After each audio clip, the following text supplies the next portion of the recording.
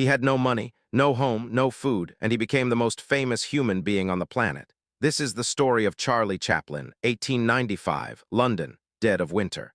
Y'all picture a 6-year-old kid sitting alone on a street corner. Dirty clothes, empty stomach, cold to the bone. People walking right past him like he don't even exist. That little boy, that was Charlie Chaplin. And I need you to understand, this wasn't just a rough start. This was rock bottom. His dad bounced when Charlie was barely old enough to remember him. His mom, Hannah, God bless her, she tried. Sang in tiny theaters, scraped together whatever she could. But then her voice gave out. No voice, no gigs, no money, no home, they were on the streets, for real. When Charlie was 7, his mom had a breakdown. The government swooped in and tossed Charlie and his brother Sidney into a workhouse. You know what a workhouse was? It was basically a prison for poor kids. Cold rooms, hard beds, barely any food, work all day, every day. But here's where the story flips. Because in that dark, miserable place, Charlie discovered something wild. He could make people laugh, he'd pull silly faces, walk like a drunk old man, do goofy falls. And those broken, hungry kids would just lose it. They'd forget they were starving for a second. They'd forget they were trapped.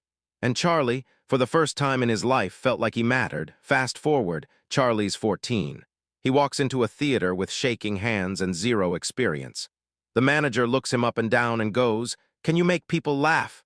Charlie didn't say a word. Instead, he started moving, walked like an old man. Then a drunk guy, then pretended to slip and fall. The manager was cracking up. "You start tomorrow, kid." That's how you audition, people. No cap, no resume, no references, just raw talent and the guts to show it. Charlie hit the road with a comedy troupe, small towns, big cities, 3 shows a day, sleeping in beat-up hotels. He was exhausted, broke, but he never complained, because he knew this was his way out. 1914, Hollywood. A movie director tells young Charlie, "We're filming in 30 minutes, go find a costume, make it funny."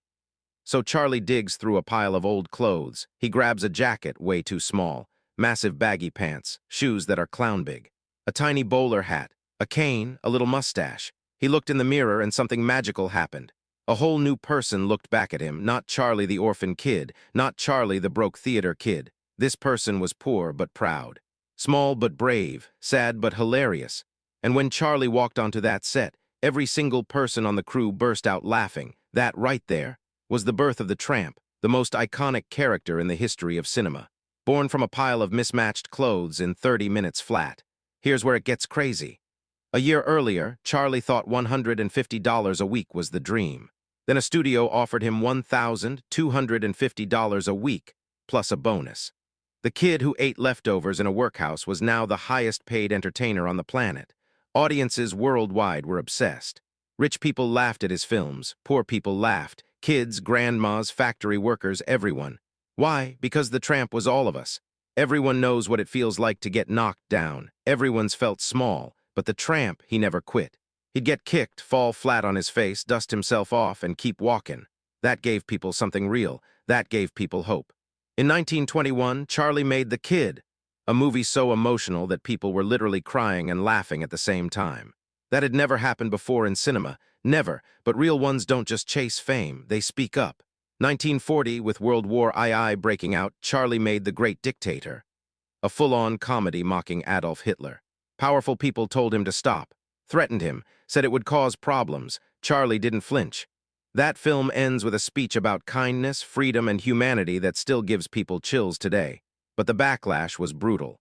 The U.S. government started investigating him, called him a communist, called him dangerous. After 40 years of building his whole life in America, the country he loved, they revoked his visa while he was traveling in 1952. Told him he couldn't come back. Y'all, 40 years gone just like that. Charlie stood there and said, "I don't need America, America needs me." And he packed up and moved to Switzerland. He never went back. April 1972. The Academy Awards, Hollywood. Charlie Chaplin, now 83 years old, walked back onto an American stage for the first time in 20 years. White hair, slow steps, but those eyes still lit. And when the audience saw him, they didn't just clap, they stood up. Every single person in that room stood up, and they didn't stop. Some people were crying. Charlie just stood there looking out at the crowd he once owned and said, "Thank you. Thank you so much." That's it. That's all he said. 2 sentences, and it was the most powerful speech of the night, because sometimes after everything you've been through, 2 words are enough. Charlie Chaplin died on Christmas Day, 1977. He was 88, and the whole world stopped for a moment. But here's what I want you to take from this, and I mean really take it. This man started with literally nothing. No parents, no home, no money, no food. He slept on the streets of London as a child. He was thrown in a workhouse. He was exiled from the country that made him famous. And through all of that, he never let it break him. He turned his pain into art. He turned his loneliness into connection. He turned his hunger into hunger for greatness. The tramp always kept walking. That was the whole point.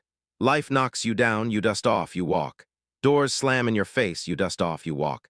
They take everything from you, you dust off, and you walk. So whatever you're going through right now, remember Charlie. He started in the gutter. He ended up immortal. What's your excuse?